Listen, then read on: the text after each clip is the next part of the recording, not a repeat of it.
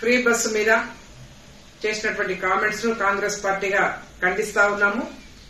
KTR Twitter లో క్షమాపణ కోరడం కాదు, పొరపాటు జరిగిందని చెప్పేసి మాట్లాడాడు. కేటీఆర్ బహిరంగంగా క్షమాపణ చెప్పాలని చెప్పేసి కాంగ్రెస్ పార్టీగా డిమాండ్ చేస్తా ఉన్నాం. అంతేకాకుండా ఇవాళ ఒకవైపు రైతులకు 2 లక్షల రుణమాఫీ ఆగస్టు 15 రోజు జరిగింది.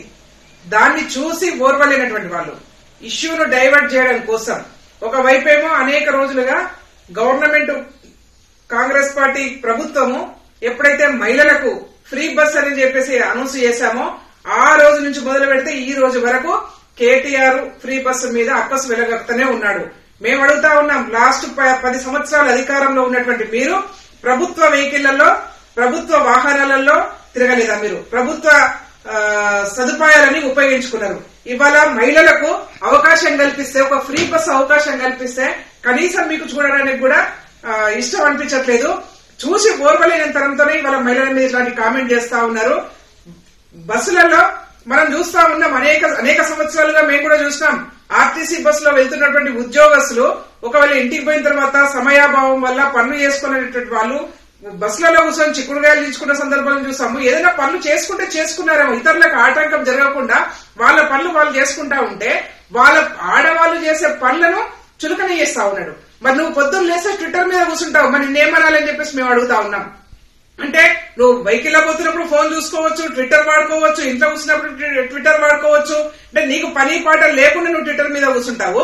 అదే మహిళలు సమయాభావం వల్ల ఏదైనా చిన్న చిన్న పనులు బస్సులలో కూర్చొని వాళ్ళకి ఇతరులకు ఇబ్బంది జరగకుండా వాళ్ళ పనులు వాళ్ళు చేసుకుంటా ఉంటే ఇవాళ నువ్వు ఓర్వలేకుండా మాట్లాడుతా ఉన్నావు. కేటీఆర్ నువ్వు బహిరంగంగా మహిళలకు క్షమాపణ చెప్పాలని చెప్పేసి డిమాండ్ చేస్తా ఉన్నాము. అంతేకాకుండా ఇవాళ రాష్ట్రంలో ఒకవైపు రైతు రుణమాఫీ జరిగింది, ఇంకోవైపు ఫ్రీ బస్ ఇస్తా ఉన్నాం, ఇంకోవైపు 500 రూపాయలకే ఇవాళ సిలిండర్ ఇస్తా ఉన్నాం, ఇంకోవైపు 200 యూనిట్ల కరెంటును ఇవాళ ఫ్రీ ఇస్తా ఉన్నాం. ఇట్లా ఒకటి తర్వాత ఒకటి ఇవాళ ప్రజలకు ఉపయోగపడే పథకాలు ఏవైతే మేము 6 గ్యారంటీలు అన్నామో 6 గ్యారంటీలలో ఇంప్లిమెంటేషన్ మొదలుపెట్టిన తర్వాత ఇవాళ బీఆర్ఎస్ పార్టీ పూర్తిగా జీరోకి వచ్చింది. ఇక వాళ్ళు ఈ బీఆర్ఎస్ పార్టీ మనుగడ కొనసాగదని చెప్పేసి గ్రహించి ఆ ఫ్రస్ట్రేషన్ లో ఇవాళ మొత్తం మహిళా లోకం మీద విరుచుకుపడతా ఉన్నారు. మేము డిమాండ్ చేస్తా ఉన్నాం, నువ్వు ట్విట్టర్ ద్వారా క్షమాపణ కోరడం కాదు, బహిరంగ క్షమాపణ మహిళా లోకానికి చెప్పాలి. గతంలో కూడా నువ్వు చూస్తావు, గతంలో మీ నాయన చీప్ లిక్కర్ తీసుకొస్తాను ఈ రాష్ట్రంలో తీసుకొస్తే ఆడవాళ్ళందరూ కూడా రోడ్ల మీదకి వచ్చి చీపురు గట్టలతోని సమాధానం చెప్తాం చీప్ లిక్కర్ వస్తాయని చెప్పేసి అందరూ రోడ్ల మీదకి వచ్చి ధర్నాలు చేసిన తర్వాత చీప్ లిక్కర్ ఆ రోజు వెనుక తీసుకున్నాం. ఇవాళ కూడా అంతే.